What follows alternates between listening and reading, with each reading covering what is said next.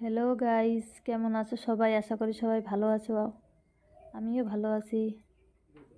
আজ নিয়ে এলাম তোমাদের সাথে হেয়ার ক্লিপিং ভিডিও। তো আমার চুল সবাই অনেক পছন্দ করে। আমি জানি না, আমার সবাই জিজ্ঞেস করে তুমি কি শ্যাম্পু ইউজ করো, তুমি কিভাবে হেয়ার কেয়ার করো বলো। তোমরা আমার চ্যানেলটা দেখতে থাকো, আস্তে আস্তে সব ভিডিওতে বলে দেব যে আমি হেয়ারে কি ইউজ করি।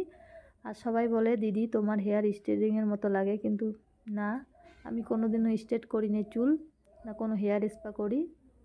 ন্যাচারালি আমি থাকতে পছন্দ করি। আমি পার্লারে যাই না কোনো দিন হেয়ারের জন্য। সবাই ভাবে আমি দামি দামি হয় প্রোডাক্ট ইউজ করি, হেয়ার সিরাম কি অয়েল, কি শ্যাম্পু ইউজ করি, কি অয়েল ইউজ করি। আমার ভিডিও রোজ রোজ দেখতে থাকো, আমি তোমাদের সব কিছু বলে দেব যে আমি কি ইউজ করি, যার জন্য আমার চুল এত সিল্কি অ্যান্ড শাইনি। আর সবাই বলে তোমার চুল, তোমার আগে অনেক লম্বা ছিল, এখন অল্প অল্প ছোট দেখা যায়। আমি আমার বিয়ের 1 বছর পরে, আমাদের নিয়ম আছে 1 বছর চুল কাটা যায় না। তো বিয়ের 1 বছর পরে আমি আমার 1 হাত মতো চুল আমি কেটেছিলাম। জানি না কতটুকু কেটেছি, কিন্তু আমি হাত দিয়ে মেপেছিলাম, তো আমি কোনো দিয়ে মাপিনি, কোনো ফিতে দিয়ে মাপিনি, তার জন্য আমি জানি না যে কতটুকু আমি কেটেছি, কিন্তু আমি 1 হাত মেপে কেটেছিলাম। তো অনেক, মানে দেখি কাটার পরে দেখি যে অনেকটাই ছোট হয়ে গেছে।